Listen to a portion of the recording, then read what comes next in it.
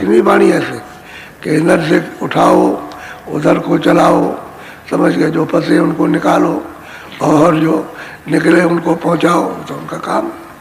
तो उनसे प्रेम करोगे तो मिल ही जाएगा। अरे प्रेम करोगे तो अमूल्य चीज आप उनसे पाओगे, और प्रेम नहीं करोगे तो कुछ नहीं। किसी को गाली गलौज करोगे क्यों बैठेगा? अगर पिलाने वाले को पानी पिला रहा, कोई रोटी खिला, उसको गाली दोगे तो चुपचाप रोटी दर देगा, बोलेगा नहीं। और जब कहोगे भाई हम भूखे हैं और आप दयावान, तत्काल रोटी खिलाए, पानी पिलाएगा। बस यही बात है। परमार्थ में जीव कल्याण के लिए भीख मांगी जाती है कि हम पर दया कीजिए, कृपा कीजिए, हम भिखारी हैं, हम भूखे हैं, हम तड़प रहे हैं, उसके हम दुखी हैं और हम जानते थे, तो दया जाती महापुरुषों को। तो घट कहते हैं घाट, घट कहते हैं सुरतों का दरवाजा, और वो सुरतों का दरवाजा आपके सबके पास है। तो मतलब घाट तो एक ही है। अच्छा, उसी घाट पर मन बैठा, वही घाट पर बुद्धि है, उसी जगह पर चित्त है, उसी जगह पर अहंकार, और सूरत भी वही बैठी। इसलिए दोनों के लिए कहा घाट, घाट, घट का घाट। अब उसी की पकड़ है तो उसी को पकड़ने की जरूरत है। तो सत्संग में उसकी पकड़ बताई जाती है कि तुम मन की पकड़, चित्त की, बुद्धि की कैसे मतलब करोगे इसकी पकड़, क्योंकि वो तो भागने वाली है। क्योंकि जहाँ चित्त भगा वहाँ सब भगे, एक भगा तो सब भगे।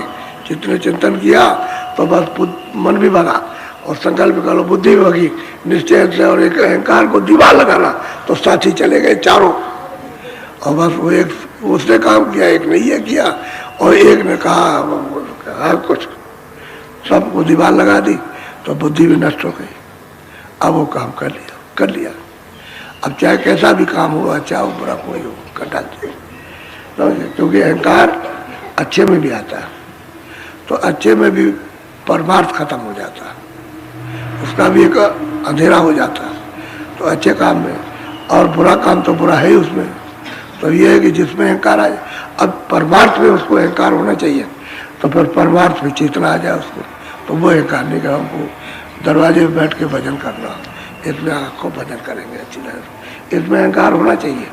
तो अगर उसकी तरक्की हो, झूठा अहंकार करता तो बुद्धि काम नहीं करती। तो अब सबकी पकड़ करनी है कि चित्त कैसे पकड़ा जाएगा, मन कैसे, बुद्धि कैसे पकड़ी जाएगी, और अहंकार कैसे सवार नहीं होगा। ये सब बहुत बारीकी, इसी को तो समझने के लिए सत्संग होता है, और की बात के लिए होता है। इसी में तो उलझे पड़े हो, तभी तो भजन ध्यान नहीं कर पाते, और चाल नहीं चल पाती, घाट पे नहीं बैठ पाते, और सत्संगीत की बात है। तो जरा सुनिए आप बोलो।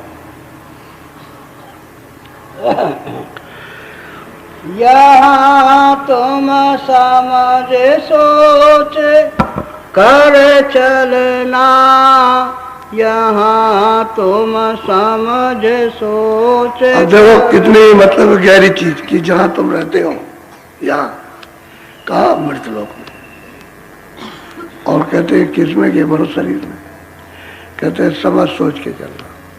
जो भी कदम रखो समझ सोच करके रखो।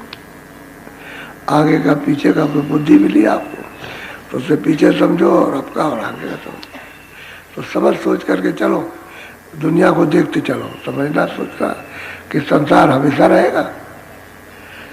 हमको जो मिले हैं बाल बच्चे और ये वो, तो क्या हमेशा रहेंगे? औरों को देखो तो उनके बच्चे भी जा रहे हैं, माँ बाप भी जा रहे हैं, तो भाई बंद भी जा रहे हैं, तो हमारे भी बच्चे जा रहे हैं। तो कहते हैं देख लो, जा रहे हैं तो तुम भी मतलब जाओगे, तो समझ सोच के चलो कि ना उनका कुछ है ना मेरा कुछ, और ना उनका शरीर किसी काम में आया ना मेरा समय। ये समझ सोच के चलना। यहाँ इस मृतलोक में जा दो, इस समय पर रह रहे हो, और जहाँ बसर गुजारा शरीर के पालन पोषण कर रहे हो, सूरत इसमें बैठी है। अब सारा जोर तो सारा तमाशा उसी का है। अगर वो निकाल दी जाए तो खेल खत्म, और जब निकाल दी जाती है सब खेल खत्म हो जाता है। एक भी सेकंड नहीं लगता, सब खेल खत्म। अरे वो तो चला गया, ऐसा था वैसा था, जैसा था, और अभी और रहता, अभी ये करता, अभी वो करता, तो अब रहता और करता धरता क्या करता। तो कहते समझ सोच करके रहना यहाँ स्मृति लोक में। अब कितनी ऊंची शिक्षा है, अब ये बताया ना जाए तो किसी की क्या समझ में आए, बोलो। यह तो राह बड़ी अति टेढ़ी, मन के साथ न कहते भाई जहाँ तुम ले रहे हो ये रास्ता, ये भवसागर का बड़ा टेढ़ा है, अगम है, बहुत बहुत टेढ़ा है, क्योंकि अंधकार है इसमें तो कोई प्रकाश है नहीं है, अज्ञान है। तो कहते हैं भाई समझ सोच करके इससे चलना, क्योंकि रास्ता अति टेढ़ा है बहुत ही, कि उनको समझ में नहीं आएगा। और सही बात है, जीव अंधकार में, जल महाअंधकार में रह रहा और कुछ समझ नहीं पाएगा तो अंधकार ही उसकी प्रलय हो जाती है, मृत्यु हो जाती है। तो कुछ ना उसने जब पाया और ना कुछ अब पाया और न जाते वक्त पाया, तीनों काल उसके ऐसे ही चले गए, कुछ नहीं मिला। तो कहते हैं यहाँ तुम समझ सोच के चलो, ये राह अति बद टेढ़ी है, बहुत मतलब टेढ़ी है, कुछ समझ में आए, बोलो। भोजन धार बहे अति गहरी, बिना गुरु कैसे पार। अब ये कहते हैं कि वासना का सागर, एक दो वासना है, बेजुबान बेजुबान वासनाएं उठती।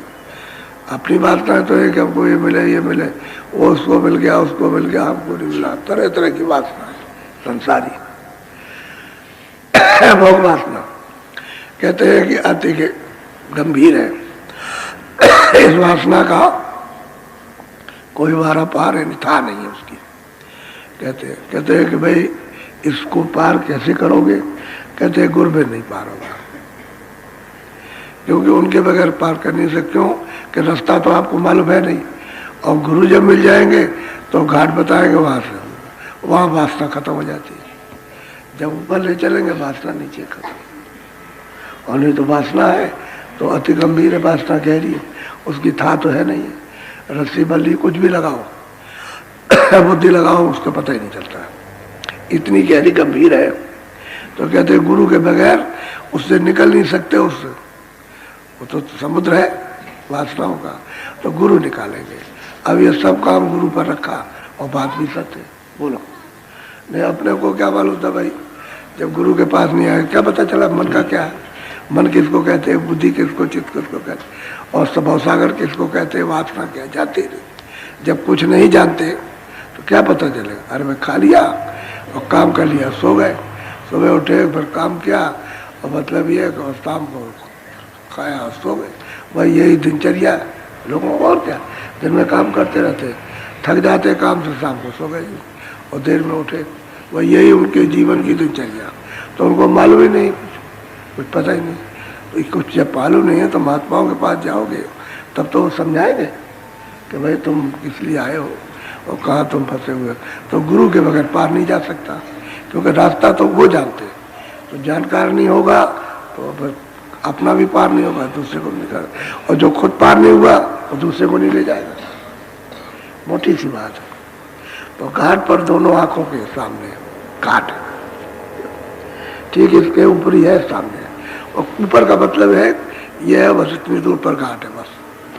अब बीच में जो है पहाड़ों की तरह से अंबार लगा हुआ है गंदगी का, जो आपने जमा रोज की है वो गंदगी सूरत उससे ढक गई, दब गई, ऊपर से फिर अंधेरा हो गया, और फिर हमारे कान बंद हो गए, आँख बंद हो गई, नाक बंद हो गई।